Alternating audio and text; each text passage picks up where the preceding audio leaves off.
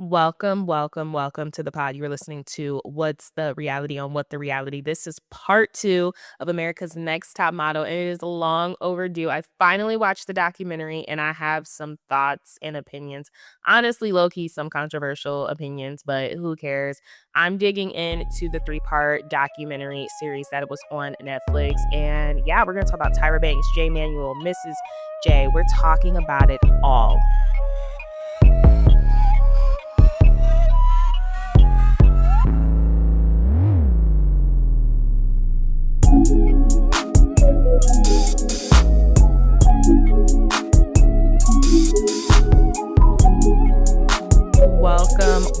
Welcome to the pod. You're listening to What the Reality with me, Kasha Roberts, and welcome to part two of America's Next Top Model. What's the reality on What the Reality? In part one of America's Next Top Model, we talked about the birth of America's Next Top Model and how Tyra Banks had a dream to change the modeling industry. And for far as we had known as an audience, there's always going to be naysayers.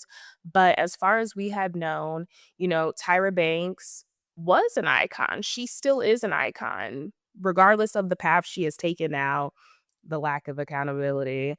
She definitely was the first to do it, a lot of stuff. However, we're going to talk about this 2020 COVID binge that started binging a lot of reality TV series that are out there and honestly critiquing them in the 2020 eye of like, this is totally not okay. But yes, initially we can all agree that Tyra Banks was intending to change the modeling industry. She was casting plus size models. She was casting, shorter models. Eva the Diva, one of the shortest models to win. She set out on a goal to really change the fashion industry because she had been such a victim in the fashion industry when it came to modeling and, just being one of the first Black supermodels. Obviously not the first Naomi Campbell, Chanel Iman, Beverly. Not the first, but like there's a laundry list. But I'm just saying, clearly she had all good intentions. So we talked about the birth of America's Next Top Model. We also talked about Tyra Banks, how she went from Ugly Duckling to Victoria's Secret, Sports Illustrated, one of the most coveted supermodels, gorgeous, all of that stuff. And then we also dug into America's Next Top Model. We did not talk about the documentary part two. We are talking about the documentary. I finally watched it, all three parts. I have my notepad out, and we are going to be dissecting everything from America's Next Top Model, the documentary. But the first part, we obviously talked about some call outs, some things that were red flags. I talked about the infamous, race shoot, swap races shoot, which was edited out of Hulu's catalog. So you can't even really watch it unless you're like looking up clips on TikTok or on YouTube. Talked about just some of the most bizarre things he did. They had the 7 Deadly Sins photo shoot that honestly was just very bizarre. Someone had just lost a friend and then they had to pose in a grave. And just some of the cycles that were not okay. We talked about the judges, Janice Dickinson being an a-hole, and just a little bit of everything, the groundings of America's Next Top Model. In part two, I want to really focus on the documentary. I want to share with you my thoughts, and that will honestly be our part two. I also want to talk about her relationships on the show, which we have to discuss Jay Manuel. So, yes, thank you so much for listening. And this is part two of America's Next Top Model. What's the reality on What the Reality? So, leading off with like the craziest shoots ever, just the craziest things. Celebrities that have been on America's Next Top Model. We had Eva, not Eva the Diva, but I mean Eve, EDE. We had 50 Cent, Serena Williams, Nick Cannon, the celebrities, America's Next Top Model. I said in my first part, it really got big after, you can argue, cycle 3. I feel like cycle 1, people were like, we don't know if we want to take it serious. And even the cycle 1 winner, Adrienne, she has said that her contract, I think it was Revlon for the first season, was not upheld. I think it was IMG models. I don't think it was Wilhelmina models. I think it was IMG models. They were not trying to take her serious. And there was really a stigma of being on the reality show. And it's like, now you compare to being on a reality show, it's kind of like a given if you want to become a model or an influencer. It's like, how many followers do you have? What have you been on? What is your public outreach? But back then, it's so crazy. It's like, if you were on America's Next Top Model, you really weren't taken serious. A lot of people on America's Next Top Model, a lot of the winners, a lot of them really didn't go far after. They weren't taken serious, and that's something we're gonna talk about in the documentary, because Danielle, who infamously won Cycle 4, I believe, she talks about her experience and how she really wasn't taken serious after winning. And you know how there was just doors that were not open for her in her conversation with Tyra, which was honestly very sad. But then you have people that didn't even win, like Takara and Yaya, who honestly, Cycle 3 just birthed a lot of legends, you know? They didn't even win, but Takara talks about her experience, and not on the documentary, but I recently watched her interview with Carlos King, and she talked about how, like, her experience was completely different, you know? Like, Tyra was cool with her, nice with her, and, you know, once she left the show, she got eliminated. She made it halfway through the show. She had phone calls. Maybe it's because she was one of the first plus size, you know, she had personality, but that's how she looked at the show. That's what I'm saying, is like a lot of these reality shows, especially America's Next Top Model, it was so before its time. So I think a lot of the contestants were expecting a lot more, when it's like you're all signing up and you know there can only be one winner. Therefore, the odds of it being you, I'm sorry, are very slim. It's very slim. You do know you are signing for the chance of not winning. And honestly, at this point, you're signing for exposure because you're not getting paid, which is honestly beyond me that they still weren't getting paid as the show got popular or whatever. But in terms of that, I just say that, you know, I have my critiques that I'm going to hold for the end. I do want to just like get through the documentary. But first, before we even touch on the documentary, we have to talk about the relationships, and one of the most severe relationships on the show that we saw, which was between Jay Manuel and Tyra Banks. And I talked about in part one how Jay Manuel, honestly, Tyra Banks found him in Mac. According to Kelly Catrone has said Jay Manuel was sought after behind the makeup counter at a MAC cosmetic store, and that's where he got his start from. Tyra Banks plucked him from the MAC, behind the MAC counter, and honestly put him on. And for what we understood, we associate America's Next Top Model's success with Tyra Banks, but of course, it wouldn't be successful without, arguably, you know, Jay Manuel, Mrs. J, and Nigel Barker. It was just kind of them that it kind of made it successful. So, which we do eventually get into the documentary. It is talked about, but for the longest, we did know there was a rift between Jay Manuel and Tyra Banks, and you know, most of the judges, because they were obviously let go ahead of cycle or after cycle 18. So they were let go. However, Jake Manuel and Tyra Banks had a pretty turbulent, not even turbulent, I would say non-existent relationship following cycle 8 of the show. And it really essentially came from Jay Manuel not wanting to be on the show anymore. He said it was not sitting right with his spirit. He honestly said after the race swap shoot, that's when he kind of was like, I need to start seeking other opportunities. He was just like, it was not sitting right with me, some of the things we were doing. And he had expressed this to Tyra Banks, and he got a very cold 3-word email back saying, I am disappointed. And the thing is, honestly, is they had both agreed as friends, if they both didn't want to do it anymore, to just be upfront and honest with each other. And that's what Jay Manuel thought he was doing. He thought he was being upfront and honest, and he was just like, I don't want to do this anymore. I'm very grateful. We can talk about it, but like, it's giving no more for me. And this is after cycle 8. This is honestly when the show was probably at its peak, right? Because I would argue after cycle 10, 11, it kind of just starts going downhill. It's like, how many cycles are we going to keep having, right?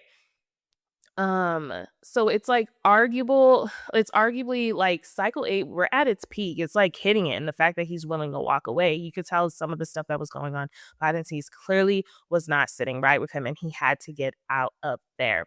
Obviously, he got a very cold message from Tyra Banks, and he thought that was that. You know, it's like, oh, dang, like, I really don't want this to affect our relationship. He went on a week vacation to St. Lucia. By the time he got back, or while he was in St. Lucia, he received a phone call from his lawyer, basically not a cease and desist, but essentially along the lines of like, look, the network is extending your contract for one more cycle. We need you one more cycle. It's kind of a like, you need to do this or you're going to be blacklisted in the industry. He does it. He complies. He's finally able to see Tyra Banks. Tyra Banks gives him the coldest shoulder when cameras are not rolling. When cameras are rolling, she acts like nothing is like at all wrong. Like they have been fine. They've been vacationing in St. Lucia together. So it's honestly insane. I challenge you guys to honestly like rewatch Cycle 8, because Cycle 8 is when the shift happens between them. It's either Cycle 8 or Cycle 9. There's a shift, and it was the season where they're casting on the boat. And apparently it is that scene where he is just very confused because he is having to sit at a table with Tyra, and he's like, okay, maybe we could talk. But she's like totally cold, stone face, like not saying anything, not acknowledging him at all. And then it turns into, well, oh my gosh, Jay, like, just how she normally is. And it just proves to show how clearly affected she was by that message, but she never even expressed that. Their relationship would end up being like that for the next cycles to come. It never got back on good terms. And it really is sad because it's like, they would end up filming for another 10 cycles. And that was her behavior towards him. So we have the first relationship that's kind of like, it's on the outs. As far as we know, her, Nigel, Mrs. J are fine on camera, off camera, everything. But Jay Manuel and her, this relationship is now parting. And that's probably one of the biggest revelations out of the documentary, but that's been one of the biggest revelations in general. Jay Manuel has become very vocal, the voice of the people, of his, I won't say disdain, because I do think there's a good part of him that still genuinely respects Tyra Banks. But I do think he has become very open and honest prior to the documentary of the fact that he and Tyra Banks haven't been cool for a while. So people are like, why haven't they been cool for a while? What happened? Apparently, Jay Manuel was a whistleblower. That is the alleged word on the street. He and Tyra Banks were two peas in a pod. They were agreeing on a lot of stuff creatively for behind the scenes for these productions, for these shoots. And he was the whistleblower for honestly kind of setting the match on fire. He was kind of the one that started telling all of the things she was doing behind the scenes, which wasn't okay, and kind of letting her take the grunt of a lot of stuff. And that is what we know as of like the 2021, 2022, when people start binging it and they're reacting to it after COVID, right? He's doing all these press interviews and he's like, well, this is what she was doing, this is what X, Y, and Z. And yeah, that's more sure for sure. More sure for sure. What did I just say, you guys? That for sure severed their ties even more, even before this documentary, I'm sure, was even getting planned or thought of. He was one of the whistleblowers to being like, this is what Tyra is like, and this is what she's doing. And it's not right. That's just how he genuinely felt. That's what he was telling the industry folks, maybe not vocally in the interviews yet, but that's what he had been telling the industry people for a while. So I think that's honestly where that comes from. But it's like, honestly, that's why I said I'm going to save my remarks for the end, because I have a difficult time. Like the documentary, I'm really shocked that she didn't take a lot of accountability, but I do have a difficult time feeling bad for Jay Manuel. And I would say Jay Manuel, because he has now, him and his cheekbones, which look amazing, the work he got done, amazing. He has now made it very clear, like, his disdain for Tyra Banks. And I say that word loosely because it's not even like he's hating on her. Like, you could tell he would love a phone call from her. I think he would love to be booked and busy by her again. But he has been very vocal versus we have someone like Miss J who's just like, making faces, like, whatever, like, oh, okay. Even Nigel. But I feel like Jay Manuel, out of all of them, has been on a huge press run about the things that went on behind the scenes, when it's like you were a part of it. And I had an issue with the documentary, at least up until the third part, because I'm like, you guys were all complicit. You all knew what was going on in a lot of these situations, especially you, Jay, as an executive producer and a creative producer. You did kind of have a say. And a lot of people like to blame Tyra Banks. They like to say, she was a terrible boss, but even your bosses have bosses. I do genuinely know that.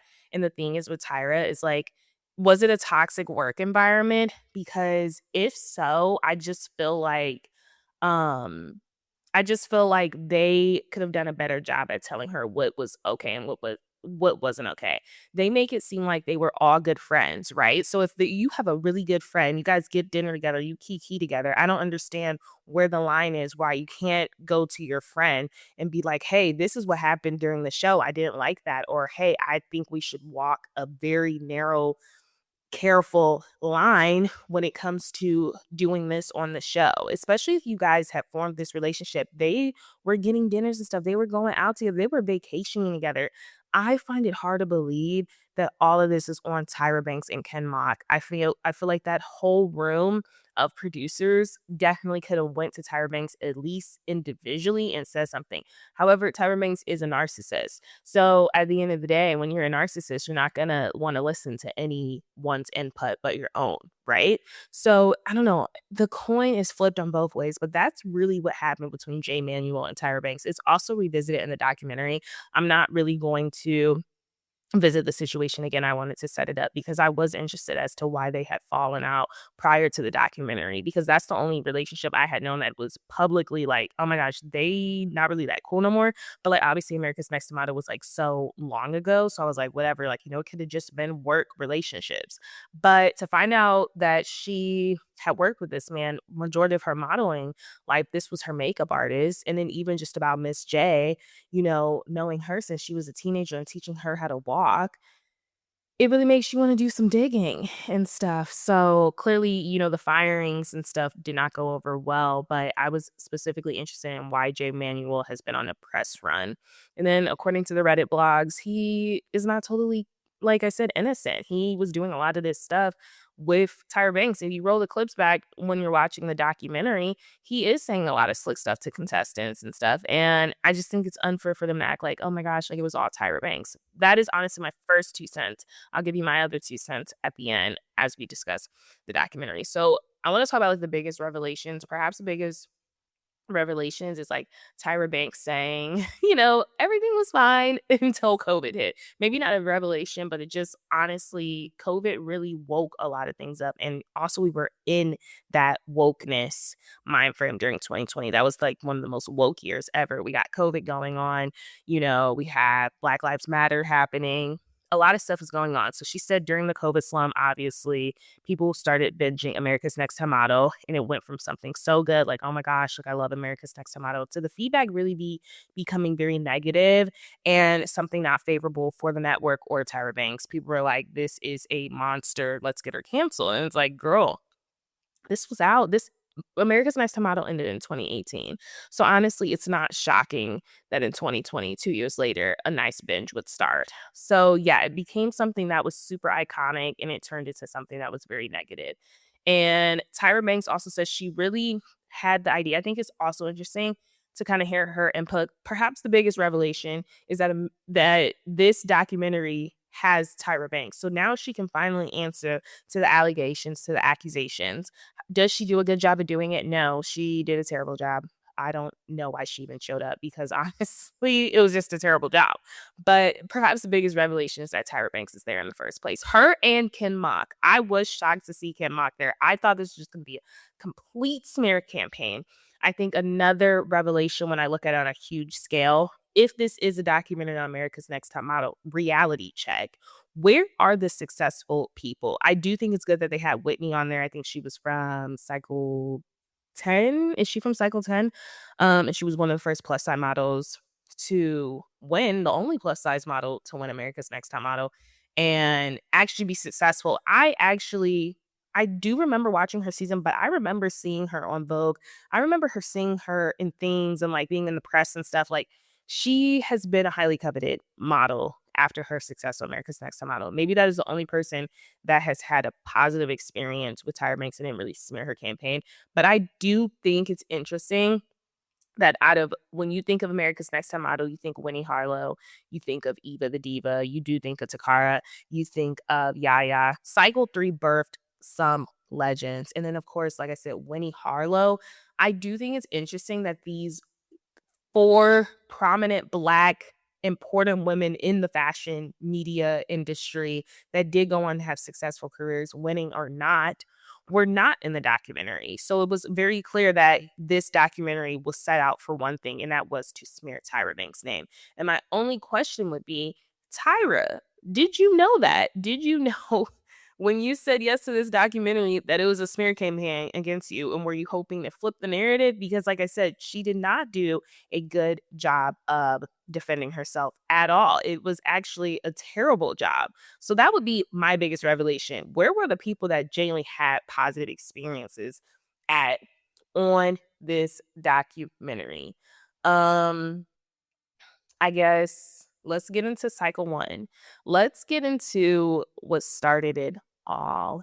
Um, and like I said, you can just tell it's just so different from cycle 1. Obviously, we know Adrian won, and Adrian she will be on, if I'm not mistaken, the America's Next Top Model. So E is doing a 3-part docuseries on reality TVs, and they're doing it on The Price is Right. And I know Claudia Jordan will be on that one. Janice Dickinson will be on the one for America's Next Top Model, and then they're doing the Dr. Phil show. So that's going to be a 3-part series of just like the behind the scenes and everything that went on these very prominent reality shows. And I don't know if Adrian Cycle 1 is going to be on there, but she has become very outspoken. She has been one person that has been back and forth with Tyra Banks. Like, she's like, I don't like this woman. And she's like, I like this woman. So, or like, I'm grateful for this woman. Um, Obviously, cycle 1, like I said, was very different. So Tyra Banks points out that, she had to meet people kind of where they were when it came to casting. The network at the time was UPN, and they did have a diverse issue. Her point of thinking America's Next Top Model, we learned that she was the one that like originally thought of the idea. And she met up with Kim Mock, and Kim Mock was like, oh, she wants to do like a reality TV show based on her life. And then she obviously came up with the idea of America's Next Top Model. Her idea was merging American Idol because American Idol was very big at the time. Her thought process of America's Next Top Model was merging American Idol with MTV. Was it MTV at the time? Road Rules, something competition based, but you have to up the stakes, eliminations. America's Next Top Model was going to be an insight of how to teach America how to be a top model. That is essentially what America's Next Top Model was. Ken Mock is like, you got to up the stakes. It can't just be we're letting people know how to model at home, essentially. You got to add the drama, you got to add the flair. So that's when he thought of the competitions. Like, there has to be these competitions where these group of women are competing with each other, right? And where they get eliminated. And it's really coming down to America's top model that you're really selecting. That's really going to be the winner. And then just some point outs, like I said, cycle 1 was just so different than the other cycles. And you can tell because I was rewatching it before I even watched the documentary because I'm like, let me get on my Zoom.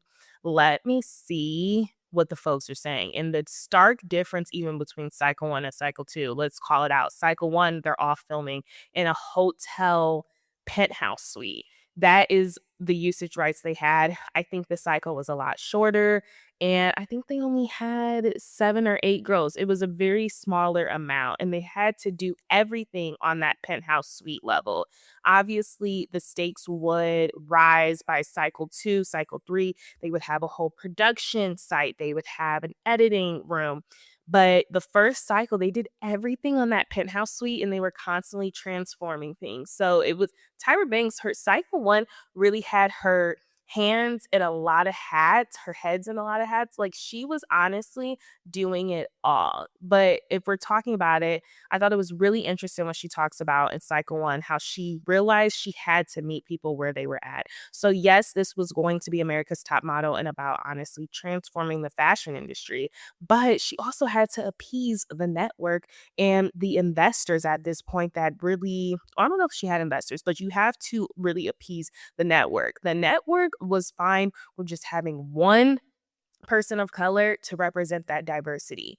And Tyra Banks literally fought. She was like, no, this is what it means to be America's Next Top Model. It is about breaking barriers. But when she talks about selecting certain people, she says like Shannon, it's like your typical, girl next door. Whereas someone like Ebony is someone that would honestly succeed in the top model world, but they wouldn't want her on America's Next Top Model. I'm rephrasing. I love Ebony. And she didn't really say it like that, but she's just saying in terms of like casting. And that's where also we get Giselle from, who was also on the documentary. So we just see all of her decisions into cycle one. I think it's just, though, really interesting. If anything, the biggest revelation from cycle one is that Kim Mock and, Tyra Banks were honestly a team. They both wanted that diversity aspect. They both wanted the show to succeed. And they both had each other's backs for at least like that cycle one, and honestly through the longevity of the show. We get Ebony. Ebony was one of the first dark skinned models on America's Next Top Model, the only dark skinned model on America's Next Top Model, cycle one. And she talks about how she was so excited to go on there, but it did soon become very clear at the sort of angle they were trying to project. So I think a lot of the women, they were young, influential women signing up for a reality show to become a supermodel. But however, which is so different now, which is why reality TV is really not the same like it is back then. Back then, the talent really is unaware of the story that is clearly being produced. Now you have people like Kim Kardashian.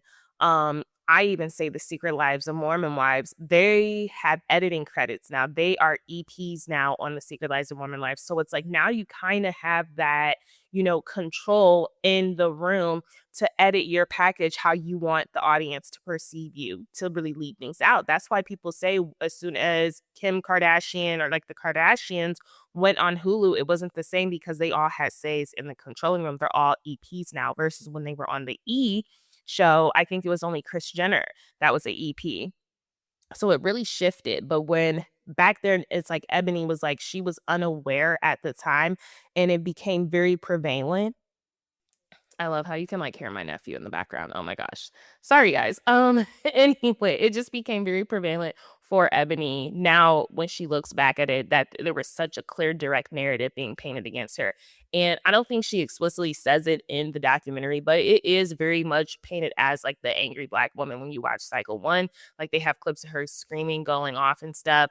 And honestly, she was the most mistreated. Some of the clips, that's why I'm like, she was very mistreated by the judges. I didn't like how they said, she walks in with a chip on her shoulder. Tyra Banks said that, like every time they see her, or she got the weight of the world on her shoulders.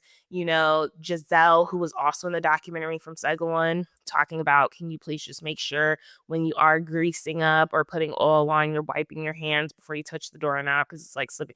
Like there was so many microaggressions towards Ebony, and I'm so glad she's doing well and she looks amazing because watching that even now, and then I just remember watching it like, why is everyone coming for Ebony? Like there was such a clear, direct narrative being painted against her. And Ebony says she realized in that moment it was, and that's why she wasn't even upset when she was going home because she was just honestly sick and tired of it. But Ebony really, out of all those girls, was very much ahead of her time because she recognized that she's like, you know what, ahead of reality TV time, I'll say.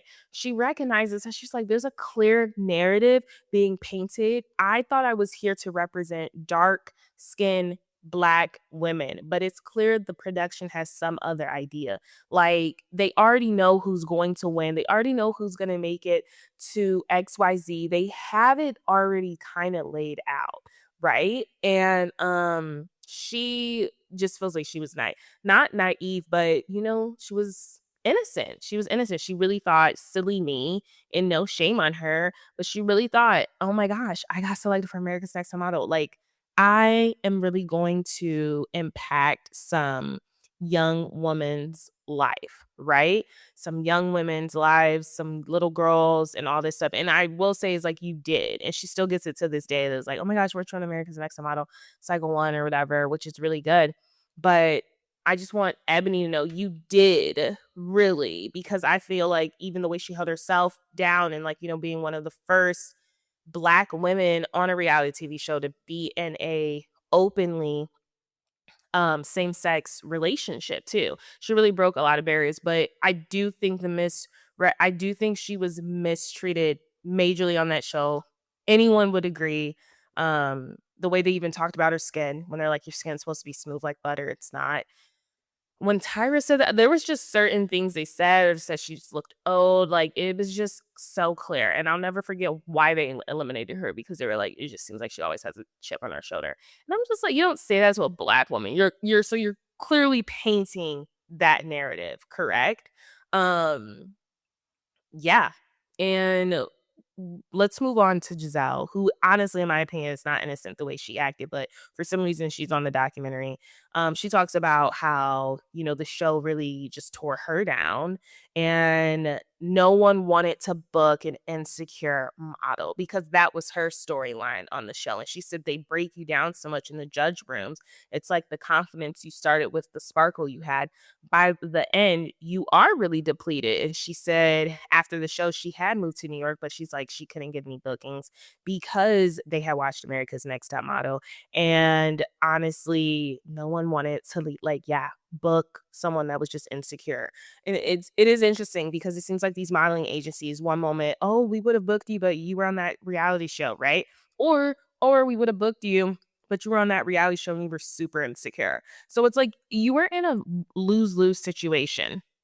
I want to talk about, honestly, some of the judges, because I am glad that Jay Manuel talked about this, about the dynamic between Janice Dickinson and Tyra Banks. Janice Dickinson was clearly there to be the Simon Cowell of American Idol, but he said her and Tyra just did not get along, and it became apparent. Like, Janice Dickinson was always kind of pushed the limit. So I thought that was interesting that they brought it up.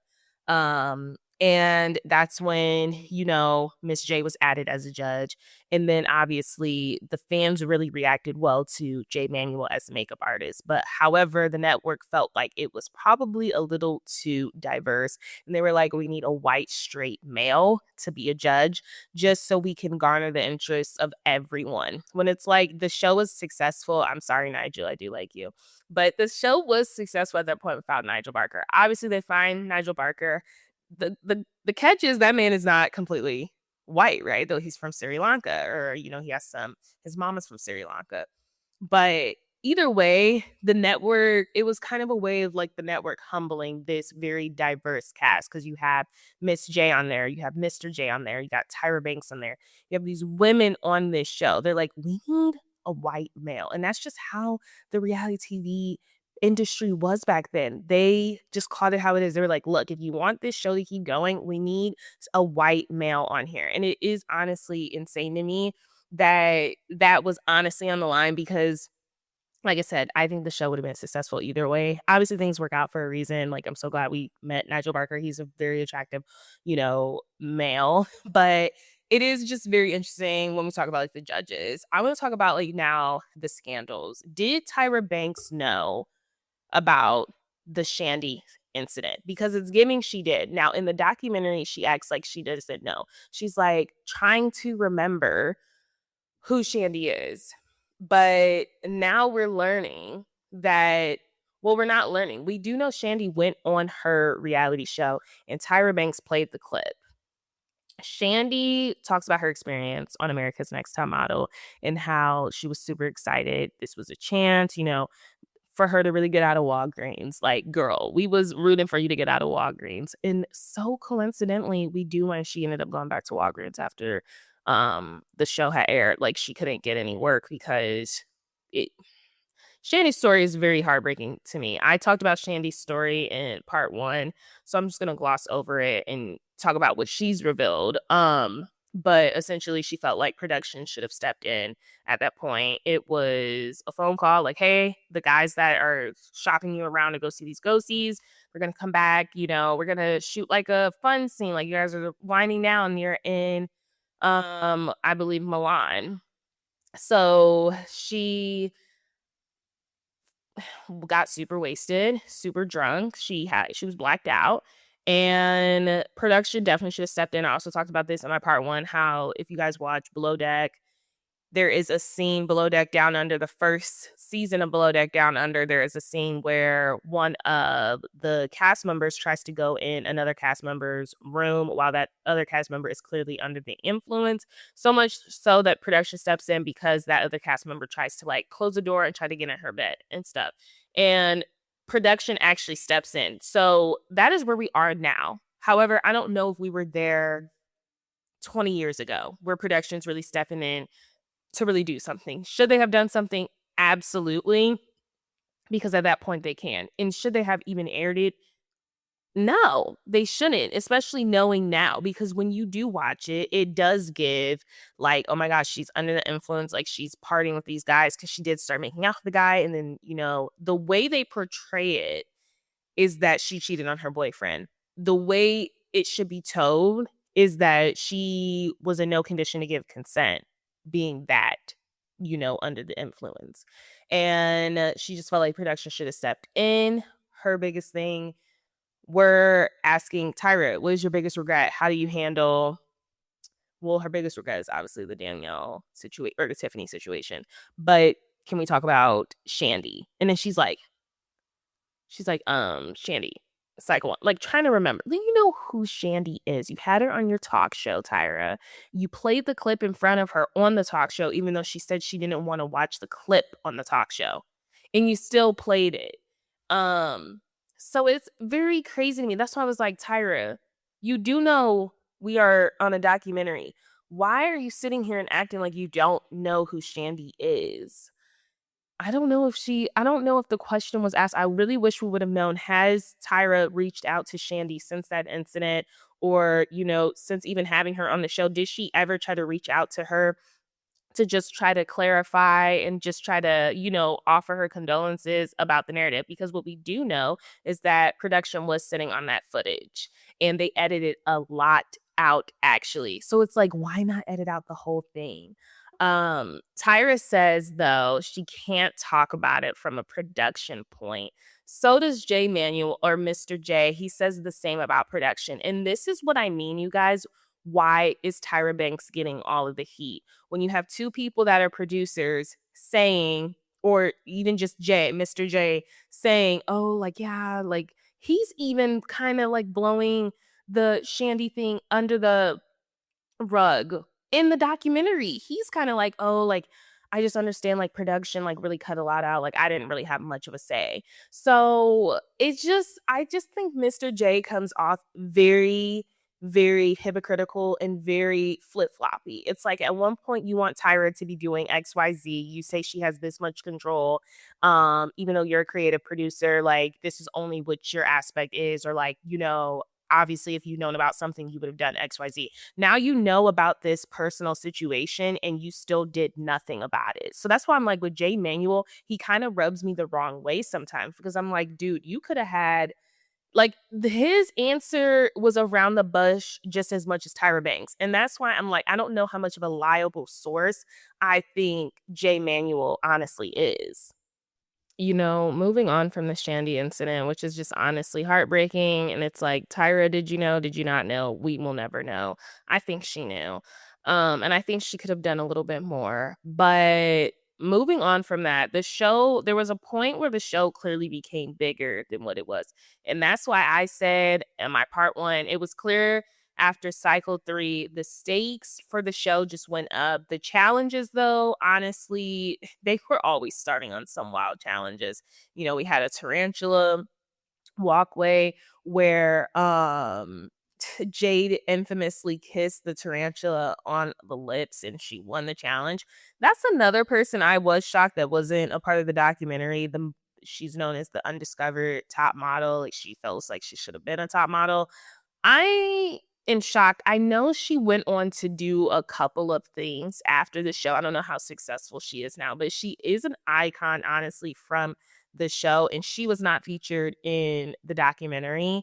So, like, another point as to it was a clear smear campaign against America's Next Top Model and Tyra Banks. But I think it's important that the documentary points out why these challenges were getting kind of insane, because at this point we have MTV's Fear Factor on there. And it does make sense. Like I said, the tarantula, there was one where the evil one, the infamous with the 3 and the spider on there. Yaya's picture was beautiful. They had one when they had to be mermaids. I had just finished watching that season where they're literally in these, not baskets, they're like in these nets and there's like fish juice and stuff in them. the Deadly Sins one when you're literally being placed in a grave. There's just some of them that are super scary. And yeah, I just wouldn't recommend ever doing. And it's just like certain stuff that's like, do you really have to do this to become a top model? The shoots were just getting more insane. There was another one that was just clearly like a fear thing. I can't even remember. I can't even remember. There was another one I had pointed out. The spider, the ant, the snake one. The snake one was on the second season. Was it on the set? No, I think it was on the first season. Like a snake, literally around raw meat. Like it was just like some of the most random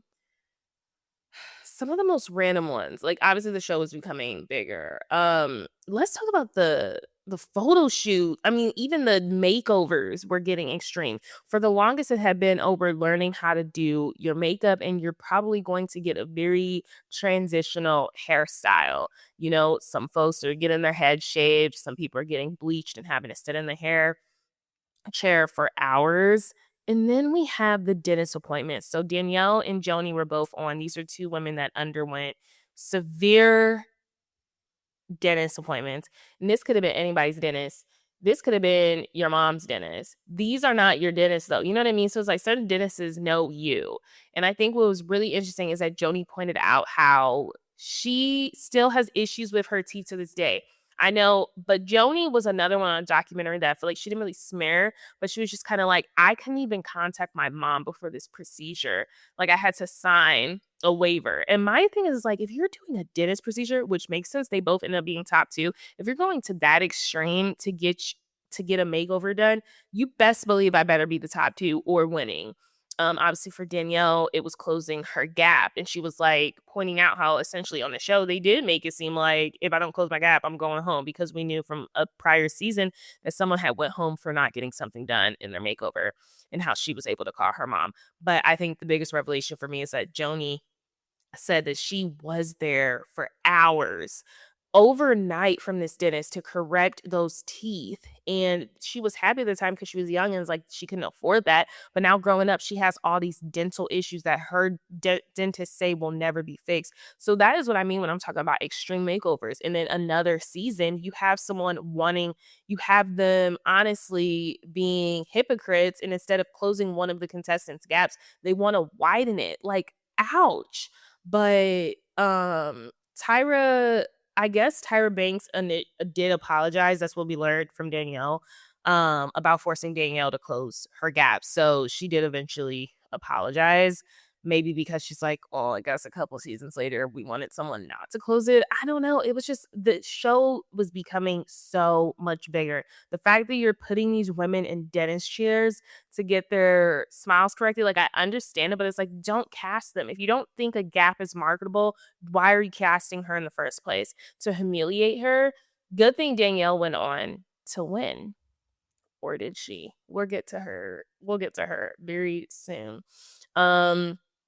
Another example of the show just becoming bigger and things just getting out of hand, the violence shoot. So Dion is on there. Dion was one of them that had to infamously, they were victims, and not fashion victims like before. There was a season they did fashion victims, or like plastic surgery victims, right? This one was violent victims, and this is one of the photo shoots that Kim Mock actually agrees went too far and who probably should not have let air. And some of these incidents, and they were showing death violence. These were, you know, very vivid. So this one, Dion had to do of gun violence, and her story is that her mom actually was a victim of gun violence, and that's why her mom is paralyzed and was in a wheelchair. And so she thinks they wanted a reaction out of her, but instead she just let them do the photo shoot. She thinks they definitely wanted a reaction out of her for the show. And it's just honestly so dark. I don't remember watching that season. Like I said, as I got older, I kind of stopped watching it, which I think is known to the masses, because I think a lot of people stop watching it as you kind of like it was definitely a hot show, but like at a certain point you stop watching it. I think Dion's was still a good season, but I had stopped watching at that point. But it was crazy to learn. Like I said, Kim Mock agreed that he's like, I should have said something about that because it came across as a violence shoot. It was definitely a violence shoot. Tyra Banks did take accountability of the swapping of the races photo shoot. She said, she thought it would have been nice for them to like show their beauty outside of their race. And I'm like, how am I showing my beauty outside of my race when my race is my beauty? A bar, you guys. A bar. So she has issued an apology for that. Um, she also issued an apology to Kenya. Kenya looks amazing, you guys. Kenya was the one that they tried to put a fat storyline on, and I'm sorry, it was just insane to me because I remember watching that season. I had watched it, like, probably, like, 3 weeks ago, and I was like, "She was not fat at all." We were saying she had, like, a gut or, like, she's gonna become plus size, and they had to do a lot of retouching, and retouching's expensive. Girl, the retouching now with the AI is free 99, or if you have CapCut, CapCut is 13.99. I do pay for a CapCut because she's a content creator. But the retouching, they said that they had to pay a lot to retouch her gut. I'm like, and Kenya has said like it was so clear that they were pulling clips of her eating the same things and like whatever. Kenya had a photo shoot. I talk about her photo shoot on part one. And the guy, I can't even remember his name, was super touchy with her. I guess he was molding her hair.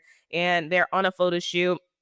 This, however, does happen a lot in the modeling industry, and you do have to speak up for yourself. And Kenya said in that moment, she's like, "What would Tyra do?" She would speak up for herself. And she said when she spoke up for herself, it was kind of like she was ostracized. And that, of course, ended up being the photo she was sent home over. And Tyra Banks has now issued an apology in the documentary. She is sorry for the way that was handled. She feels like she shouldn't have told her to just swallow it up and stuff because I feel like Tyra Banks, her advice a lot of times would be so contradictory. She would be like, you know what, I gotta do XYZ sometimes, and then she would say the opposite the whole other way. So it's like I know Tyra Banks, if she got an uncomfortable photo shoot, if she would have expressed how uncomfortable she was, Tyra Banks would have been like, "You should have expressed that at the photo shoot." Because she expressed it at the photo shoot, it was kind of weaponized against her. But like, there was a bunch of professionals there. Nothing would have happened to you. But like, I did not like that how she issued her an apology finally. But yeah, Kenya looks good, and I'm glad she spoke out. She also talked about her clear angle on the show of it being how she was gaining weight when it's like just the total opposite. And it's like it was just becoming so clear what production was doing, which I think is no surprise to anyone. And like I said, it's always crazy to me because like Tyra Banks' mission on America's Next Top Model was to break fashion industry standards, right? And that did come with casting plus size models and, shorter people, ethnic people, right? But I think the body positivity for me on America's Next Top Model was always very performative because I'm like, you say you want these women that are, regular women, but apparently plus size in the modeling world, and then you're eliminating them. Or you're saying you want people with different smiles, but then you're forcing them to get their gap closed. Obviously, teeth and bodies is not body, like, obviously, like, weight is not body positivity. But I'm just saying, sometimes I felt like America's Next Top Model was very contradictory in that sense. It's like, how are you breaking a barrier when you're the one setting the precedent, right? And it's like Tyra Banks would be one of the people that would advocate for the plus size models a lot of the times, but then you have people like Janice Dickinson, and I'm like, you do know we're on America's Next Top Model, and Janice Dickinson is saying you would never be a top model because you're overweight, but it's like that is the point of top model because we're trying to do something different. We're trying to pick America's Next Top Model. Tiffany, I'm shocked Tiffany did not agree to the documentary. I am genuinely shocked. So when we talk about the biggest regrets that Tyra Banks has, it is how she talked to Tiffany. They did pull clips of Tiffany like after. We do know that a lot more was said in that deliberating room when, Tyra Banks went off on Tiffany, which has become one of the most seen episodes, one of the most viewed clips on YouTube for America's Next Top Model, and one of the biggest remakes. South Park remade it, The Simpsons remade it. Like, everyone refers to this incident where she just starts going off on her for no reason. And Tyra Banks kind of explains her backstory as to why she went off on her. And essentially, she talks about how, like, it was bigger than the show at the moment. It was about Black girl stuff, and she had seen a defeatist attitude. In Tyra Banks' defense, do not jump on me. When you guys watch that season, that episode specifically, Tiffany very much was done. She was done. I wouldn't say a defeatist attitude. I will say she was over it and ready to go home. I think Tiffany's viewpoint is that we are literally doing things to humiliate ourselves, and I'm not for this. And so the challenge leading up to that, which is why she was eliminated, is because she just wasn't even trying to read the teleprompter. She was, and then as she walks off, like, she did read it. She read it probably better than a lot of the women. It's so crazy to me because it's like I actually, oh, not the FaceTime. Sorry, you guys. Um, it is crazy to me because when you look at it, I actually know how to pronounce a good majority of all of the designer brands, and I'm just like watching this is like the women don't know how to pronounce it, obviously, like, before their time and stuff. But either way, when you look at back, Tiffany at that point, she was over the show because they were doing a lot of challenges half the time. They were doing a lot of things that, just weren't favorable. This is cycle 4. I think this is cycle 4 or 5. So the show is a lot bigger. And Tiffany was also someone that had been previously not chosen. So the previous cycle, she had gotten a bar fight, so they couldn't select her. And I guess the show had really invested in her. They really wanted her to win that cycle. Um, they had really wanted her to win.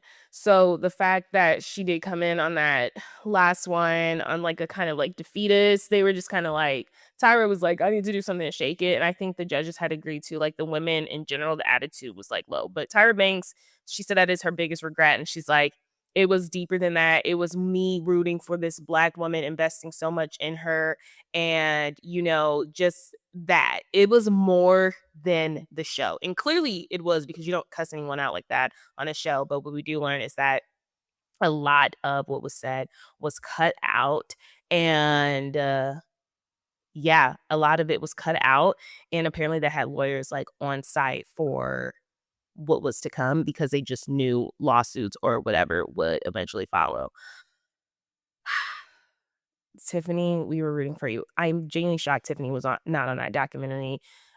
She has become very open about, what has happened. She has remained very vocal about what happened. And initially when she left the show, she was like, Tyra Banks really loves me. Obviously, as the years had went on, she was like, she was there to, like, she feels like Tyra Banks was just literally trying to make her like the next storyline and like humiliate her. And she has become very vocal on social media for her disdain. That is someone that does disdain Tyra Banks. And yeah, I talked about the Jay Manuel and Tyra of it all. I'm talking now about how Tyra, like, obviously I recapped their falling out that was talked about in the beginning of the episode. What was revealed during the documentary is that Tyra Banks doesn't even want to talk about Jay Manuel. So, like I said, it is some stuff deeper. It is some stuff deeper. Um, it is some stuff deeper. Let's get into these insider tips that was happening on America's Next Top Model. And then I want to give my final thoughts on America's Next Top Model documentary. Who's to blame? What can you say? Some insider tips. So initially, they were selecting your best photo when it came to the deliberating stage, right? As the show went on and they had certain women they had to do storylines for, Jay Manuel has admitted that they did not select the best photos. Sometimes they would not select the best photos because they had a storyline to upkeep, or they had to select this person's XYZ because they had X amount of episodes. It became more so less of choosing the best top model and more of producing a storyline. I think another tip that I found interesting is that once the girls were eliminated, they weren't sent home. Because I'm always like, in today's day and age of like reality TV, you do get sent home and you can go back on social media like, oh my gosh, like, you know what I mean? But the show, at least for Love Island, like, they get their phones back and stuff. Like, you can't say who's winning and stuff. But this time, I guess for reality TV, the women were eliminated and they were sent to a hotel. So they were sent to a hotel until the finale. They couldn't go home because it's like you can't go home and rebel like, oh my gosh, I'm wearing America's Next Top Model, which is really interesting because you would think they would do that in today's age now, but they don't do that. It's like if you get eliminated off a competition show, I do think you go home, but you just can't say. But a lot of competition shows now are filmed so in advance, so I don't know. That was very interesting to me that the women, they couldn't just go straight home. They had to stay in a hotel nearby with production into the finale. Another big revelation, a lot of the models, like I said, the winners, Danielle was one of them, that she said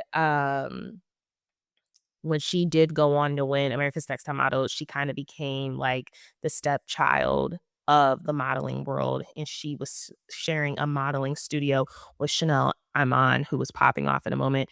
And Chanel Iman had asked their agent, why isn't Danielle getting booked for, these go-sees and stuff? And they said, well, we treat her differently because she's a top model.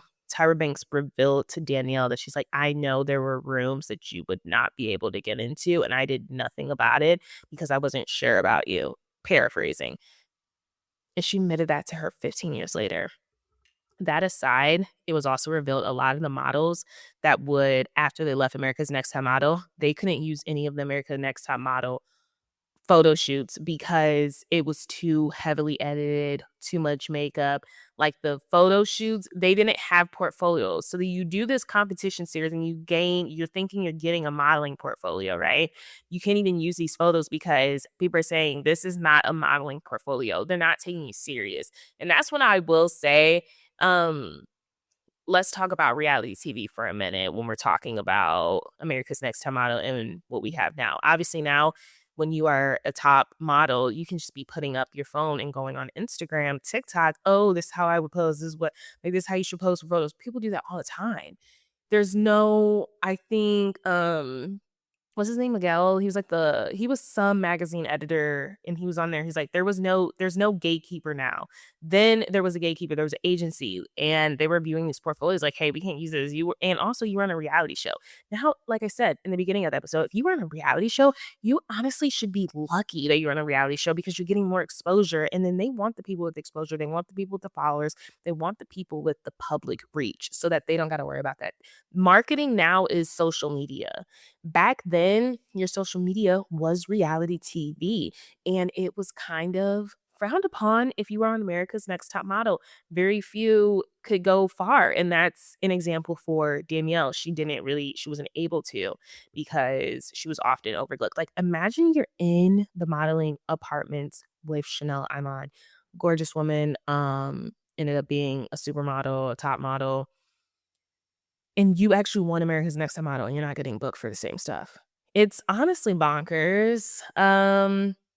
But top models have different outcomes. Like I said, we got Danielle from Cycle 6, but then we have Whitney, one of the first plus size models from Cycle 10 that won. She was booked after. She said it was difficult. Like, it was difficult to work with brands, but then they started working with her. She was booked after, Whitney was, and she was also someone else on the show that had sort of something positive to say about the show and her experience. So it really depends. And I do think as the show went on, it stopped becoming kind of having a negative stigma of being a top model. By Cycle 10, it's like you do want these top models in these conversations, in these rooms. Like I say, we got Winnie Harlow, we got Eva the Diva. Unfortunately for Danielle's outcome, it wasn't that, which really sucked. So let's get into the firings that shook up America's Next Top Model and honestly would deplete the ratings after. So Dawn left the network. The network honestly was merged with CW now, so long before Dawn had left. The new CEO was like, you are in a perfect place right now. You are at your peak, though. It's going to start declining. Like, it's showing declining viewership. So we need to do something. We need to shake it up. The shakeup was going to be to cut Nigel, Jay Manuel, Miss is Jay. Tyra Banks honestly was shook to her core. I personally don't think she wanted to fire them. I don't think it was personal at all. I think she could have given them a heads up, though. Obviously, she did not, and I do think she did put that press release out or that leak to Page Six. There had never been any leaks before. They had all agreed, so that she fired them. Her biggest gag is that she had sent Mrs. J flowers for their birthday a week before their firing. But my thing is like it's definitely possible that she did not know she had to fire them a week before sending the flowers, because like that seemed like the phone call with the exec was a very like quick. And Tyra Banks to this day believes that they believe that she had no other choice but to, or that it was her that wanted to fire them, which was not the case. I don't think she wanted to. I don't think her and Ken Mock wanted to at all, because they had been there from the start. I really don't think they wanted to, but you can tell, like, you could have given them a heads up. I do agree with that. So yeah, she ends up cutting them. The show ends up starts doing some weird dicier stuff. Like, they had the bricks rule the world, they had the college, like they were just doing everything to kind of grasp at the declining of viewership. As soon as the big three left, the viewership declined massively. Then they wanted to put out Tyra Banks, and that did not smooth over well at all. They had Rita Ora on there, Ashley Graham, who's gorgeous. How you gonna take now? You taking away Tyra Banks, so it's just like the show eventually would end with cycle 22. Tyra Banks is bringing back it with cycle. Wait, she was out at cycle 22, so I think it went on for cycles 24. 2 more cycles without her. She's bringing it back for, or no, she's bringing it back for cycle 25. America's Next Top Model. Do you want to be on top? So let me give my thoughts. Personal relationships aside, it is crazy to me to even have a working relationship with someone for that long. I'm talking about Mrs. J now. We know that at the time of filming the documentary for Netflix, Mrs. J was in a wheelchair. Mrs. J had a stroke and could not walk. And it's insane that her whole career was teaching people how to walk, and she now cannot walk. She's better now. She is walking now. So, but at the time as they were filming this documentary, she couldn't walk. Tyra Banks had not been to visit her at all in the hospital, which I find crazy. And that's why I said, personal relationships aside, for you to be working with someone that long and not visit them in the hospital after they have a stroke is insane to me. I think Tyra Banks is insane for that. Thankfully, Mrs. J is making progress. That aside, I think it is unfair, all of the hate Tyra Banks is getting for this show. And we're going to put the hate on Tyra Banks. We need to put the hate on Ken Mock. We need to put the hate on the production.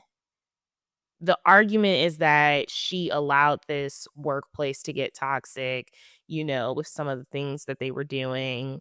And I hinted at it prior. My argument, honestly, was that if you guys are so cool, you get in lunch together, you're getting dinner together, you're on vacations together, you're partying together, surely you can pull your good sis aside and let them know your thoughts on a reality show that you are a part of and helping them build. I think the fact that Jay Manuel and Mrs. J and even Nigel Barker, because they all were saying snooty stuff about people, I think they could have done a better job at humbling, and not even humbling Tyra Banks, but maybe putting a mirror up to her when all this stuff was happening. If you claim this stuff was like so bad, you know what I mean? I just don't think it's fair to give everything to Tyra Banks. When this documentary initially came out, everyone was on her neck. They were like, "Oh my gosh," and it's F her. We have to be honest, you guys. A lot of the stuff that was happening was reflective of the fashion industry then. Now, nobody was posing in no Greek salad, right? We gonna get AI for that. Nobody was doing some of these crazy photo shoots, right? But in terms of the other stuff we're talking about, y'all want to talk about how they were talking about body positivity and stuff. Tyra Banks on that show was one of them that was like for the plus size models. Now, the Kenya situation is different. They were all dogpiling on her. All of the judges would say certain stuff. So I'm like, if you really go back and watch the show, I think a lot of them are guilty. And I think a lot of them could all use some accountability. I am shocked that Tyra Banks did not offer more accountability and more sympathy. It seems as though she's like, I'm ready for business. When I said my part one, I was like, the folks are mad at Tyra Banks. I'm going to still stand. I don't think I said I'm going to stand because that's diabolical of me to say. Now that I've watched the documentary, has my opinion changed to Tyra Banks? I don't know if it has. I think my I think I recognize Tyra Banks as honestly a legend, an icon in the modeling industry and doing something amazing with America's Next Top Model. Um, to learn the behind the scenes stuff, I think is crazy. And like I said, I think she should take accountability, but I don't know if I hold her on this pedestal. I just recognize her in her work and as someone that has pushed a lot of barriers. I think she is a hypocrite. I do think she is a narcissist, and I do think she can use some humility and some accountability. And whether I said that in the first part or I'm saying it now, I think A, B, C, D, E, all of the above. But I also think for some reason that is why, those people are the most successful because they are narcissists. They don't take internet advice. That's why some of these people are the most successful. That's why our billionaires are the most successful because they are the most cruel people in the world. And it's like, in terms of respecting her as a businesswoman, that is different. I respect her as a businesswoman. She made a billion-dollar empire. But when we're talking about what she did and like personally, could she have done some things different? Yes. And I don't think it's bad to admit that. I think she should have admitted that. And I think she did, but I think she could have taken more accountability. I do think she could have been like, you know what? And stop being fake. You know what happened with Shandy. You it's just like the Shandy thing was really shocking. And then the whole Miss J thing not visiting, it kind of just shows what type of person you are. But that's why I'm not putting her on a pedestal. Now, yes, some stuff we find out some stuff about Beyonce, that's gonna be difficult for me to admit.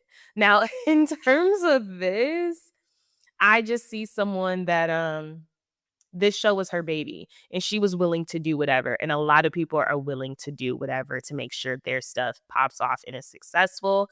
I think she shouldn't be the only one to blame. I think they are all guilty AF for those women. But I want to talk to the contestants now. When you go on a reality show, these people don't owe you anything.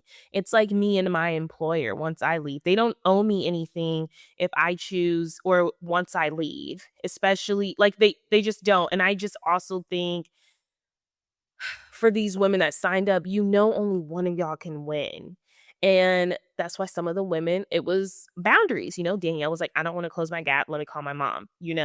But as far as when you get out there, and you're in the modeling industry, say you win, you didn't win.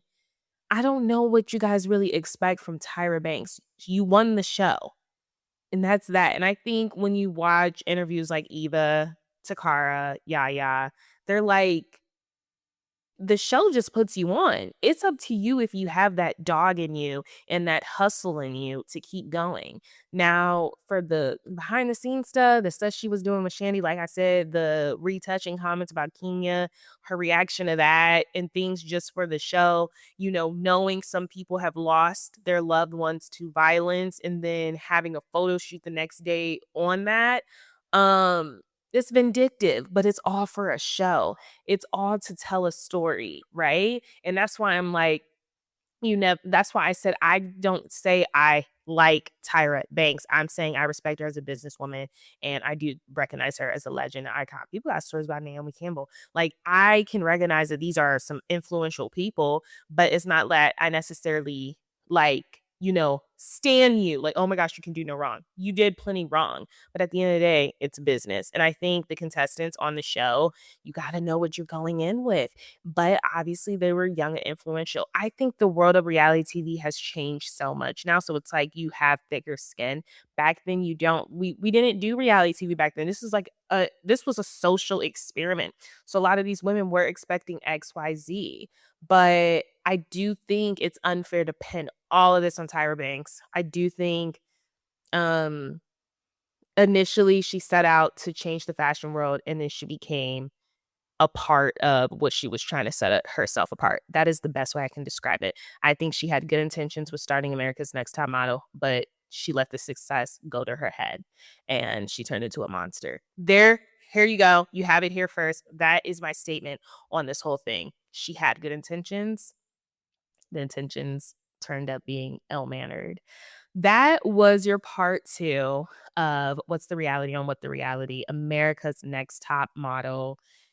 I gave my thoughts. I gave it all. And yeah, I will see you guys for Toxic Tuesday. Thank you so much for listening. Until the next time. Bye.